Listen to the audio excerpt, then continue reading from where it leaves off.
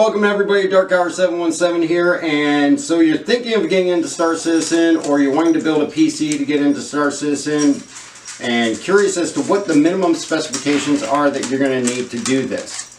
We're going to go over that today, and also build the new PC I'm doing for editing and streaming. So we'll get into this and get started, and welcome to the show. You guys are horrible! Okay, so if you're building your own PC or you're looking to upgrade your PC to the minimum specifications, there's a couple things to keep in mind here. There's a minimum specifications and there's a recommended. A large difference between the two, so keep that in mind because the minimum specs will get you into the game. Doesn't guarantee that you're going to be a successfully, consistently non-crashing. Not going to be a great experience. Yeah. Basically, your minimum specifications are going to be Windows 8.1 or 10 with the latest service pack. It's going to want you to have a CPU that's going to be Intel Sandy Bridge or newer, or an AMD Bulldozer or newer, as well as DirectX 11 compatible graphics card with 3 gigabytes minimum RAM on it, and then also 65 gigabytes of storage space. Though for minimum specs, they don't specify SSD or HDD. Definitely SSD is going to be much better for you. So the recommended specs for Star Citizen are actually going to be the same with Windows 10 with the latest service pack, and also the same with the Sandy Bridge or the Bulldozer chips, but you also need to have 4 gigabytes of RAM on your graphics card to get the best experience, and that's where they're going to step in and say that you need the 65 gigabytes of storage in an SSD format, which definitely is going to benefit everybody. Running it on HDD, it's not going to run successfully. You're just going to frustrate yourself and get angry and throw something through a window. So those are going to be the specifications that are put out by Star Citizen. You can check them out on the RSI website. Link will be down below in the comments. Also keep in mind they do have the telemetry page where you can go in and you can upload your configuration and see where it falls on the graph as far as performance and what you should be experiencing. And you can also look at other people's builds to see what kind of frame rates they're getting, as well as performance. And we'll also put a link to the telemetry page in the comments below as well, and you can check that out to see where your system falls. So as I mentioned, we are building a new PC for editing and streaming capabilities for the YouTube channel and all that. Some of the things that you're going to need if you're going to do this is you're going to need a toolkit for PC repair. I use an iFixit kit, which is actually very good. Standard Phillips head screwdriver. Depending on what your cooler has or doesn't have, it may have pre-applied thermal paste. If not, you're going to need some thermal paste to put on your CPU, as well as some Velcro ties for cable management. Now in the system that we're building today, we're going to be using a Phanteks Eclipse P600S case, which will bring that out a little bit later. We've got the Aorus Z590A gaming Wi-Fi motherboard. Got this one because it does support Gen 4 NVMe and has 3 slots for those. We're also going to be putting in 6 of the 140mm Thermaltake Pure Duo white RGB fans, as well as 64 gigabytes of Trident Z Royal 4000 speed DDR4 memory. We also got a Phanteks Revolt Pro power supply, 1000 watts. It's a little overkill, but I'd rather go too big than too small. And we're also going to be doing the NZXT Kraken Z63 AIO 280mm with a LCD display in the cooling head.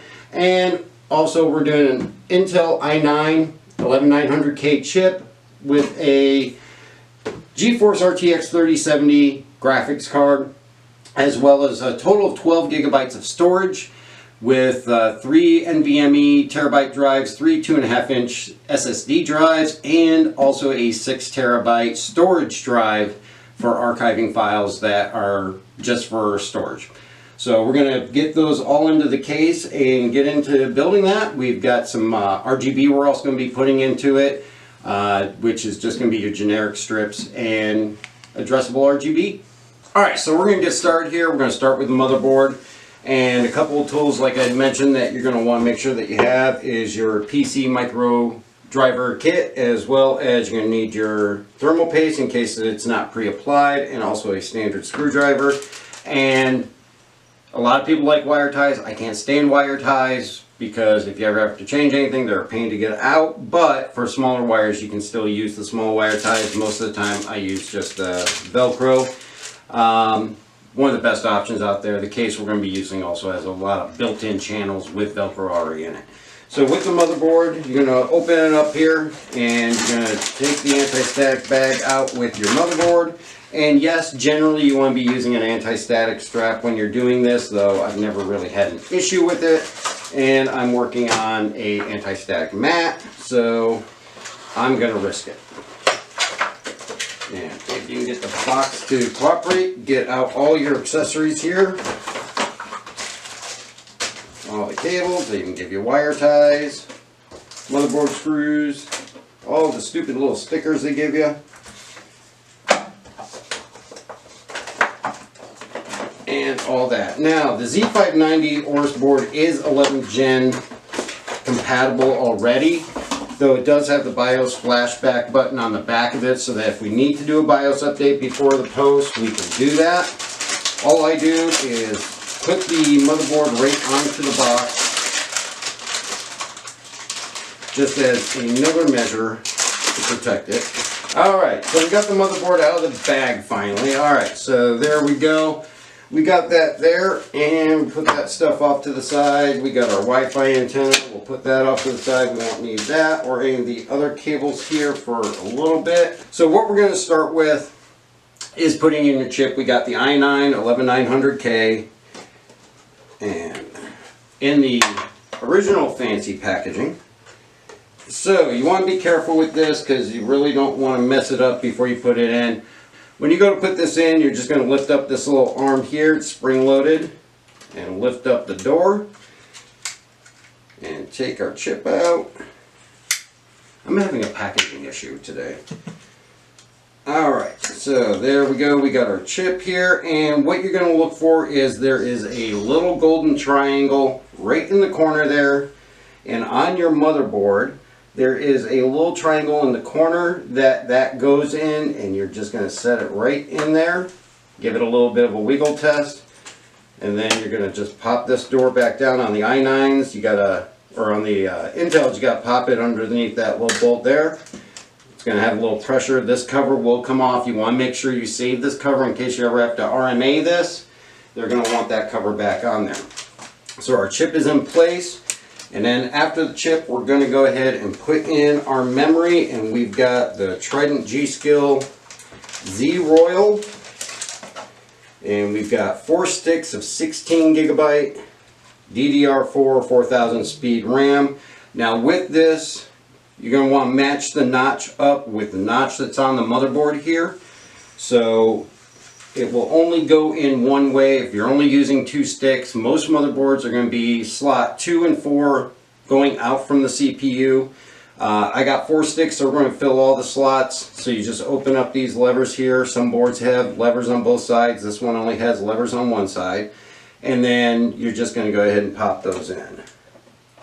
It's so shiny. And it's just going to click right on down in there.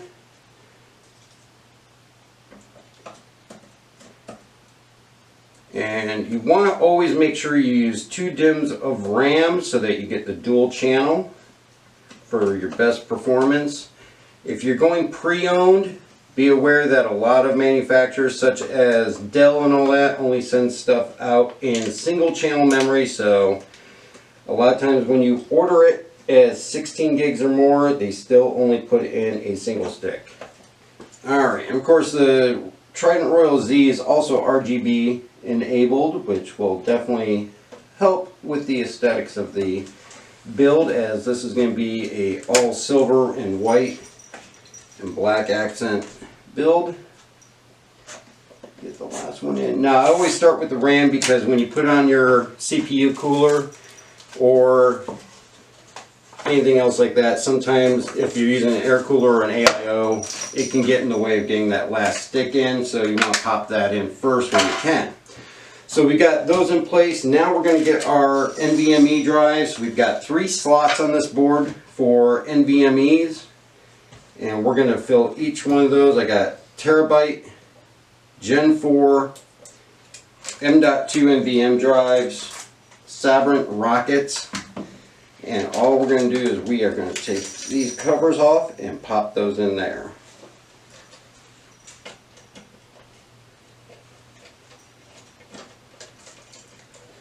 When you take these covers off, also be aware there could be thermal paste on the back side, and you're going to want to make sure you peel off that protective cover so that the thermal pad can make contact with the drive. That's number 2.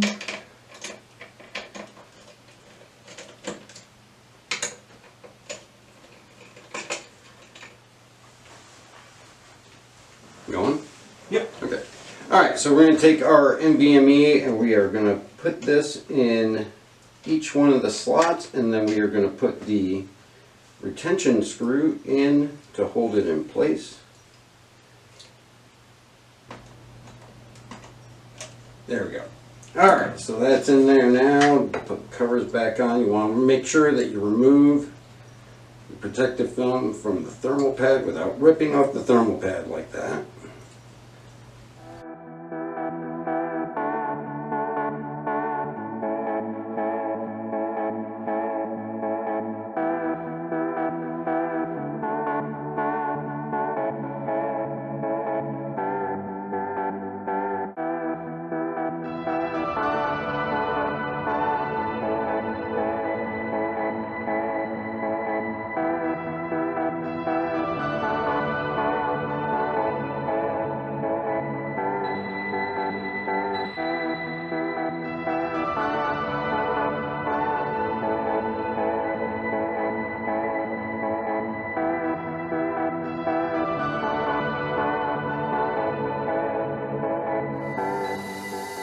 Okay, so we got the RAM and we got the NVMEs in. We're going to put this off to the side for right now, and we are going to get our case up here. A beast of a case. Alright, so this is the Eclipse P600S from Phanteks. This is actually a pretty freaking awesome case. So basically you got tempered glass on the one side, as well as the side door on the back. That all lifts right off. Set that over there. And as you can see, you got spots back here for 3 2.5mm SSD drives, lots of cable management. It also has a built-in fan controller up here to control everything right from the case. That comes part of it. And of course we got the full tempered glass on the other side. That is okay, so Cryo just made the catch of the century, catching the camera as it fell off the table. Does this mean you give up your producer credits? No. You're the one that shit at the table. The table shakes. Yeah. Alright, so the tempered side glass panel swings open. This also has quite a bit of soundproofing in it, as it does have 3 different modes you can actually go with: silent, ventilated, or full airflow. These actually removable covers on top come right off. And also we have the one cover on the front, has a flip up panel for the USB and such, and then this pops right off. You can leave it hanging like that for a little ventilated but silent operation, or completely remove it for your maximum airflow. Alright, it does come standard with 340mm fans, which we are not going to use because we are going to put our own fans in it. And actually, before we do that, we got to pop the top off here. Take these thumb screws off, and this is where our screwdriver comes in handy. From the factory, these are a little bit tight.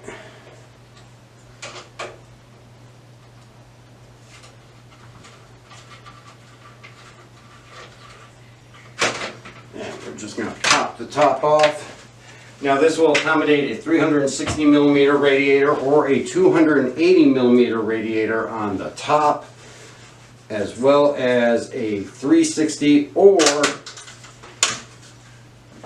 a 420mm on the front.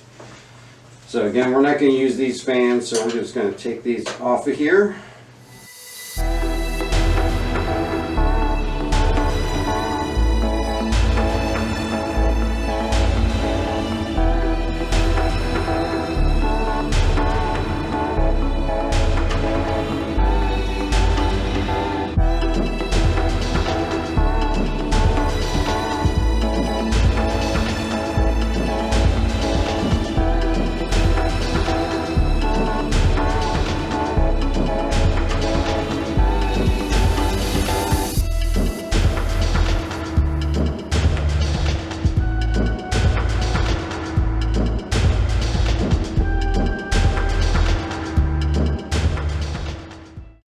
Alright, so with all the fans out, now we can work on getting the motherboard in.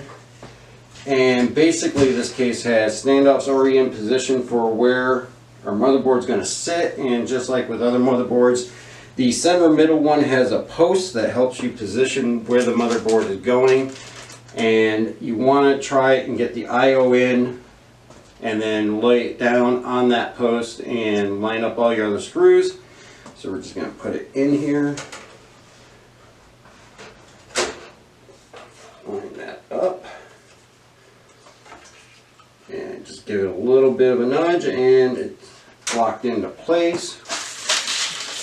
That's a lot of screws. Phanteks gives you a nice case of all the screws you're going to need for anything that you're going to want to do with this case. Packed in there with our drive bays, so we're just going to open this up and get our motherboard screws out. Watch me open this and have it explode everywhere. Alright, so these should be our motherboard screws. Alright, and we are just going to go in and put our motherboard screws in. What? Mother screw. I didn't say mother screw. You did. I said motherboard screw. No, you did not. We got 2 cameras. Yeah. And you're gonna lie? Now, one thing to remember, if you're going to drop a screw anywhere in this process, it's going to be here because you'll get it lost on the PCB. I always recommend getting a kit that has magnetized bits so that it makes it a little simpler to get them in there.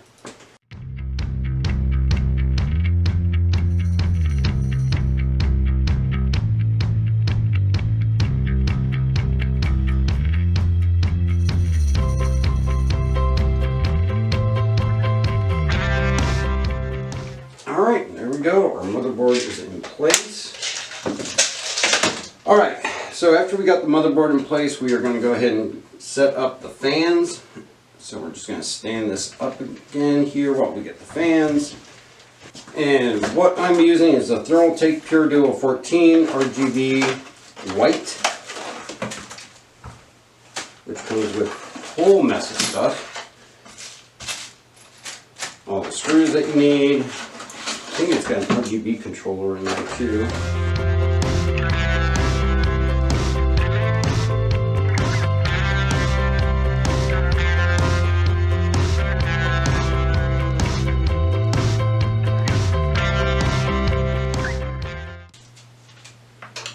Alright, so one thing to keep in mind with your fans is make sure you have your directional airflow going correctly. So if you, on most fans, you're going to find markings on the side as to which direction the airflow goes.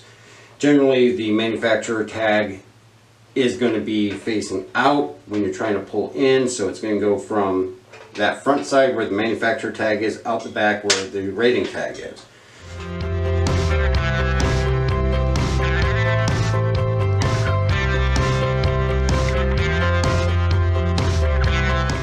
Now also in your fans, you're going to get different size screws for depending on what you're using them for. You're going to get the short screws to attach to the front grille, top, and back.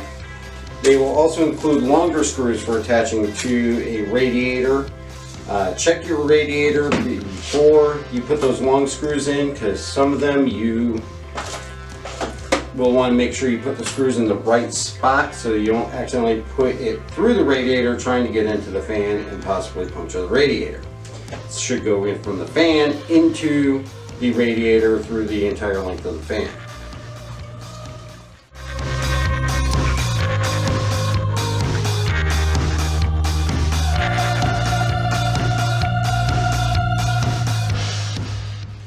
Alright, so next we're going to do the power supply then, because the AIO may block the power connection. On the P600, you actually have this nice bracket back here, which seems to be a common thing with a lot of newer cases. Some of the old ones still slip it in from the inside. We just take out the 2 thumb screws, open that up, and grab our Phanteks Revolt power supply. This is 1,000 watts, and this actually, I got this because it was the wattage I wanted at the best cost and was available. It is set up to run a dual system, though that's not what I'm going to be doing here. It is 80 plus gold rated. And when you're getting a power supply, you really want to make sure you got that 80 plus certification. But even though it's set up for a dual system, we are perfectly fine running it in a single system, and it will actually work perfectly for us.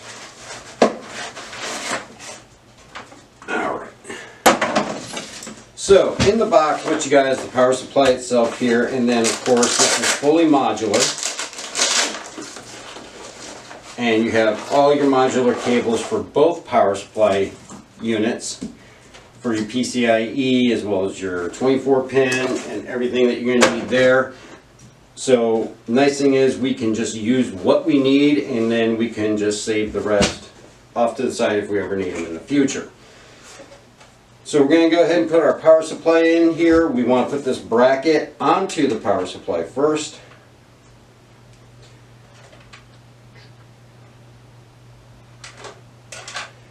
Do we really? Do we need a full sheet of 1,000,000 stickers that all say ROG? Yeah, otherwise you're just going to have a blank piece of glass.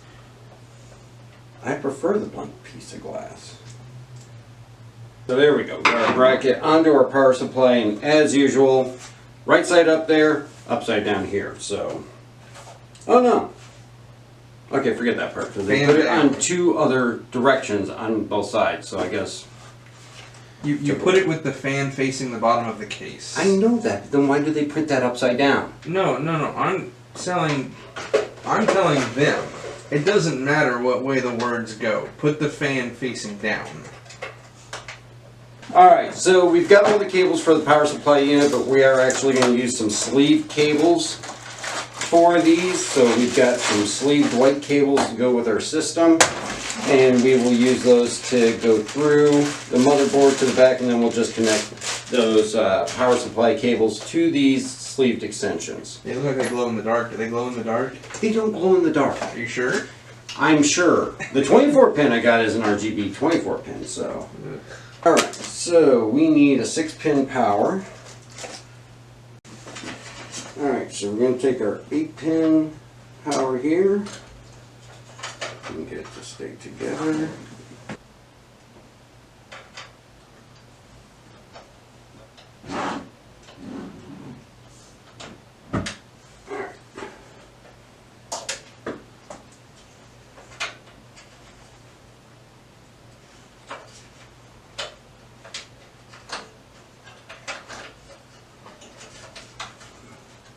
Let that go.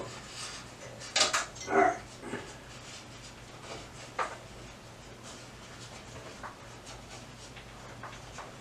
So we've got our 8 and 4-pin connector for CPU power attached.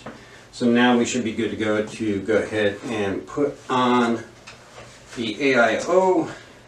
So we've got the Kraken Z63 280mm AIO by NZXT. Now this also has a LCD display on the cooling head, which is customizable, which is one of the main reasons I got that. We've got our brackets. We're not going to be using the stock fans that came with it, so we'll set those off to the side. I don't need those, because we're going to put some of the thermal takes on it. Alright, so here we are with our AIO. And again, this is the Kraken Z63. And when you place this in your case, you want to make sure you have it in the correct configuration. Nice thing about the AIO, it's all pre-filled. There's no maintenance that's needed with it other than just cleaning the dust out. But when you put this in your case, you don't want the pump head above the radiator. And you want to make sure that any air bubbles are, it's positioned so any air bubbles get trapped in the reservoir. So you can mount it like this and you're fine. You can mount it like this, you're fine. You don't want to mount it like that because the pump is above the radiator. So just be careful how you position this. Now with this case, what we're going to do is we're going to attach the fans to the radiator on the underneath using the long screws, and then using the short screws to attach the radiator to the case. So we're going to take this and just set it like that. Nice thing about this also, it has the pre-applied thermal paste, so we don't have to worry about that at all either. When you have something with pre-applied thermal paste, it's more than adequate amount. You don't have to add to it. You don't have to remove it and put your own on. My current system has been running almost 2 years now with the pre-applied thermal paste and has had no cooling issues. So you're perfectly fine to just leave it as is. And again, we're going to pay attention to which way we're pointing the fans on there, because we want to have it pull the air up through the radiator and out the case. And we also want to make sure that the cables again are towards the back of the PC. So it's going to be like this. So we want to make sure those cables are down there at the bottom. So we're going to attach the fan right like that.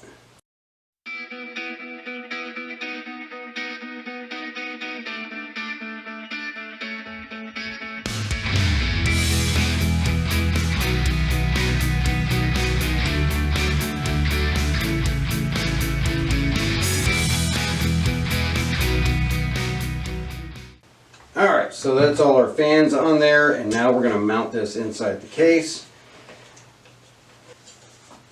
Alright, so that is in there now, and we're going to use the short screws just to put it into place in the case. Now with this being a 280 millimeter radiator, it gives us the ability to basically keep it from blocking that power cable, but we can slide it as far back or forward as we can, but probably best to keep that out in the open and free. So our AIO is in place, or the radiator is in place now, and we got the cables through the back, and time to attach the pump head. So you're going to want to get your bracket for the Intel. And you're going to have different things in here labeled for whether it's for AMD or whether it's for Intel. So what we're going to do is we are going to match up our bracket, which this one is the correct one. And we are going to put the motherboard bracket through the back of the case. And then we're going to take these standoffs that come with it and thread it right into that bracket. So what we're going to do is we're going to go ahead and take the cover off of the pump head, and we are just going to line this up and put it right over those posts.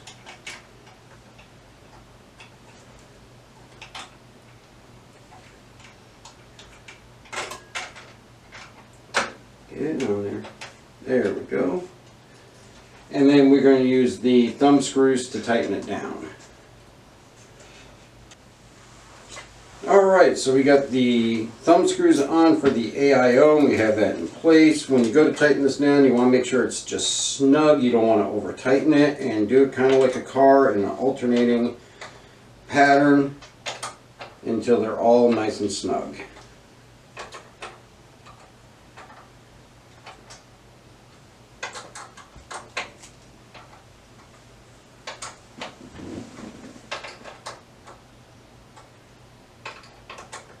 There we go. Alright, and then peel. If you can peel. There we go, peel. Alright, so we've got that in place. Now we're going to also set up our 24 pin cable, which we have an RGB extension for that.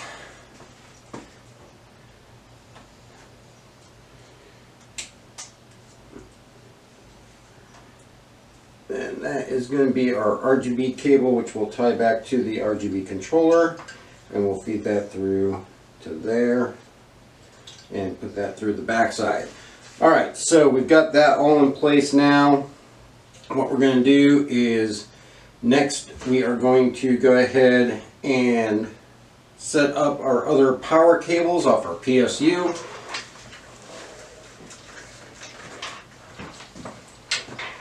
And we're going to need, we're not going to use the 24 pin sleeved extension because it won't be visible, but we're going to use the one for the power supply to go to that RGB that's in there.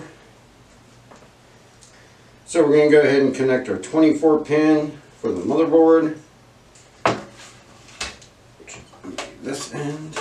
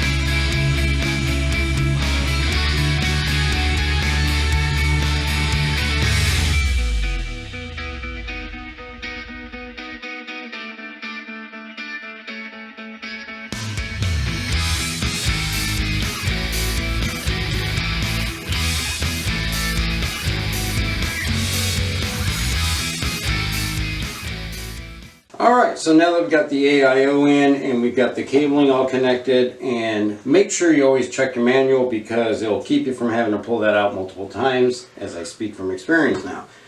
So what we're going to do is we're going to throw the graphics card in there right now. And this is our Gigabyte GeForce RTX 3070.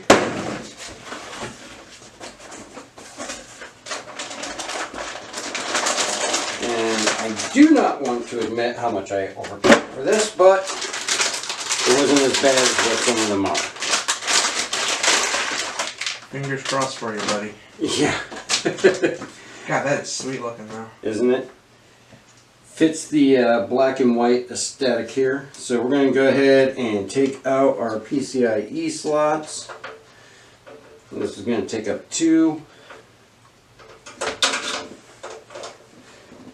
Now this case also does have the ability to mount this vertically with an adapter, which I'm not personally a huge fan of, but it does have the ability to do it if you're somebody that likes to do that. Me, I tend to feel it kind of kills the airflow with the fans right up against the glass. Alright, so we got that.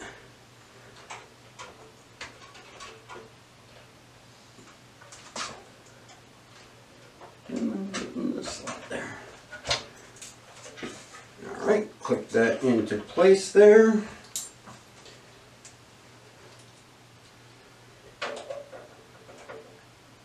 Alright, so we got our graphics card in, and we are going to use our sleeve cables here for the connection, and we will connect those to the power supply cable in back there, and we'll get this all cable managed up. Probably helps if I put it on right. Alright, so basically at this point we've got everything installed. We still have to put our hard drives in, but those are going to go back on the back of the case on those holders, and one in the basement that's going to use just a regular SATA connection as well as the SATA power. And then we'll be pretty much all set. I'm going to go through, clean up these cables and get everything tidied up and back and wire up the fans through the fan controller that's in the back. Each one just has to be plugged into one port on one spot on the controller, and we will be all set to go from there. So I'm going to get this all cleaned up and managed, and then we'll be back to do a post on it and see how it goes.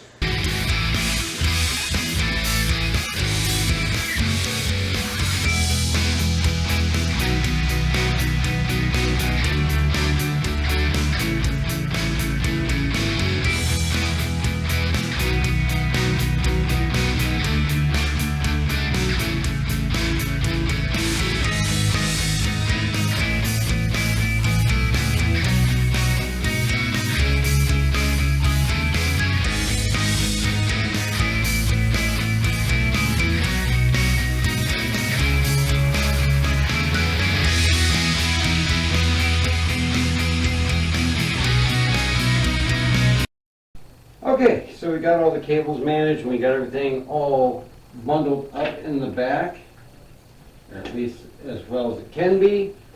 There's a lot of different things going on in there, so we're gonna plug this thing in and see what we get.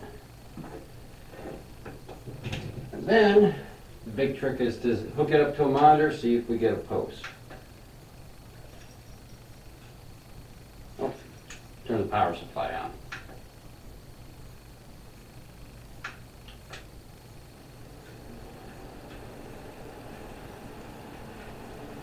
And there we go. All the RGB is active. We have to do some setup on the Kraken so that that points in the right direction. But that is all good and going. And I would say that is a sign that it is done. So now the trick is to plug it into a monitor and let's see if we can get a post to BIOS and go from there. Oh, we've got a post.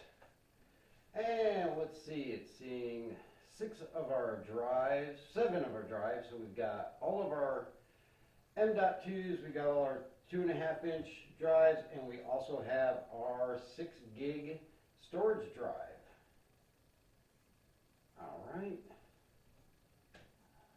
Alright, so we're going to go into the setup. We want to make sure that we have the TPM set up. I'm sorry. Now we're going to go into the setup and we want to make sure that we have the XM key set up and make sure it sees everything it's supposed to see, including our memory. BIOS is good.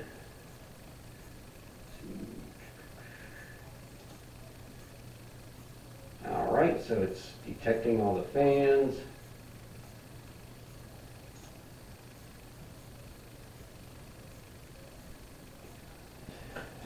Alright, so we're going to set up Windows here and we are going to get this thing finished and set up, get all the software on there, update all the items that are on it, and we're going to go from there. And then we'll be playing Star Citizen on this. So hopefully you've learned something from this, well, nightmare of a video. Apologize, it's not up to par with some of the bigger tech people, but at least hopefully everybody learned something. And don't forget to leave a comment and also hit that like and subscribe, and we'll catch you next time. I'm going to set this bad boy up.